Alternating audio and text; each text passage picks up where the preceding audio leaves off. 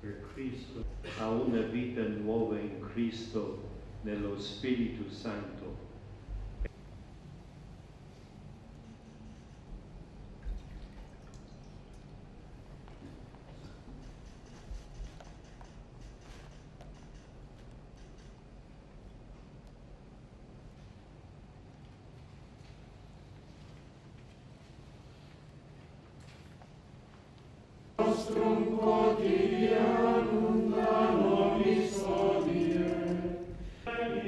Bonjour à tous et bienvenue sur ma chaîne. Laissons-nous parler un peu sur le pape François. Il y a des figures qui traversent l'histoire sans bruit, et d'autres qui laissent une empreinte si forte qu'elles éveillent les consciences. Le pape François fait partie de ces hommes-là. Pas seulement parce qu'il est pape, mais parce qu'il a su toucher le cœur de l'humanité, bien au-delà des frontières de l'Église catholique. Depuis son élection en 2013, Jorge Mario Bergoglio, devenu François, n'a cessé de surprendre, de déranger, de rassembler. Il n'a pas cherché la grandeur dans les palais ni la lumière des projecteurs. Il a préféré la simplicité d'un regard, la force d'un geste, la profondeur d'un mot juste. Alors, pourquoi son passage restera-t-il vivant dans les cœurs, même chez ceux qui ne sont pas croyants? La réponse tient en une phrase: il a incarné l'amour universel. Voici quelques-unes de ses actions majeures qui expliquent pourquoi son passage restera gravé dans les cœurs, bien au-delà des seuls catholiques. 1. Une voix pour la paix et le dialogue. Dans un monde fracturé par les conflits, les murs et la peur de l'autre, François a choisi de tendre la main. En 2019, il signe à Abu Dhabi, avec le grand imam d'Al-Azhar, un texte historique, la Déclaration sur la fraternité humaine. Un appel vibrant à la paix entre les religions. Un rêve de coexistence fondé non sur la tolérance, mais sur l'amour. Sur la certitude que l'autre n'est pas une menace, mais un frère. Il ira plus loin encore, en 2021, il se rend en Irak. Un pays meurtri, dévasté par des années de guerre et de fanatisme. Il y rencontre l'ayatollah al-Sistani, figure majeure de l'islam chiite. Une image forte, un dialogue improbable, et pourtant, porteur d'espérance.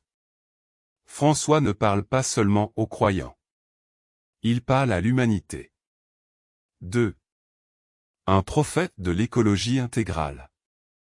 Son encyclique Laudato Si, publié en 2015, est bien plus qu'un texte religieux. C'est un cri du cœur. Une alerte spirituelle et sociale face à la destruction de notre planète. Dans un langage clair, il relie écologie et justice sociale. Il dénonce la culture du déchet, la logique du profit à tout prix, et l'indifférence envers les générations futures. Tout est lié, répète-t-il. Et il nous rappelle une chose essentielle: prendre soin de la terre, c'est prendre soin de l'homme. Des pauvres, des exclus, des oubliés. Ceux qui souffrent les premiers du dérèglement climatique. Laudato Si a marqué les esprits bien au-delà des cercles religieux. Des activistes, des politiques, des scientifiques, y ont trouvé une inspiration, une boussole morale. 3. Un défenseur des oubliés. S'il y a une chose qui définit le pape François, c'est sa tendresse pour les plus fragiles. Les migrants. Les pauvres. Les prisonniers. Les malades. Il ne parle pas d'eux. Il va vers eux.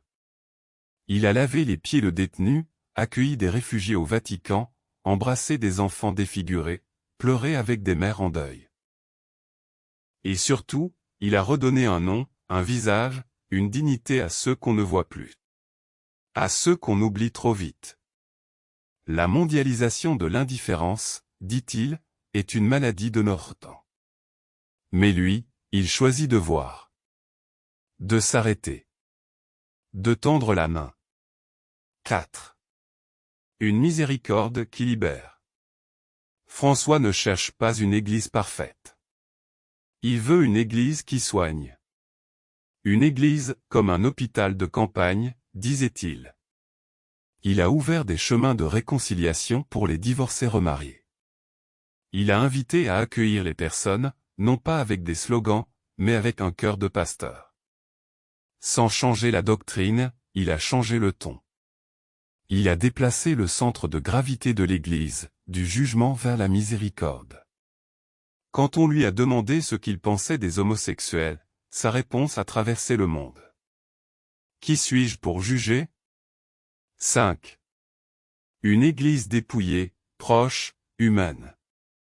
Lui-même a donné l'exemple. Il a refusé les appartements luxueux du Vatican pour vivre dans une maison simple. Il porte des chaussures ordinaires. Il se déplace dans une voiture modeste. Et surtout, il parle un langage que tout le monde comprend.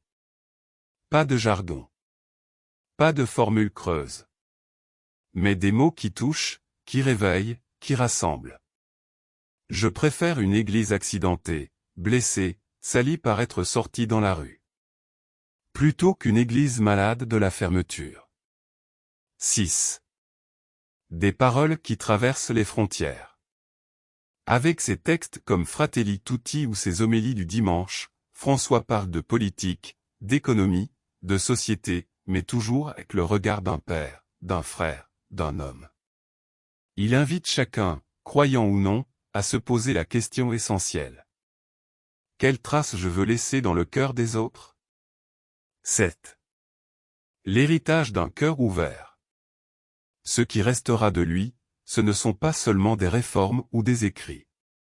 Ce sera un style. Une attitude. Une manière d'être. Une révolution de la tendresse. Une foi en l'homme, même brisé. Une capacité à croire que le dialogue vaut toujours mieux que le mur. Et que dans chaque regard, il y a une lumière révélée. Le pape François n'a pas cherché à convaincre, mais à aimer. Et cet amour, justement, dépasse toutes les appartenances. Son passage ne s'inscrit pas seulement dans les annales de l'Église. Il s'inscrit dans les cœurs.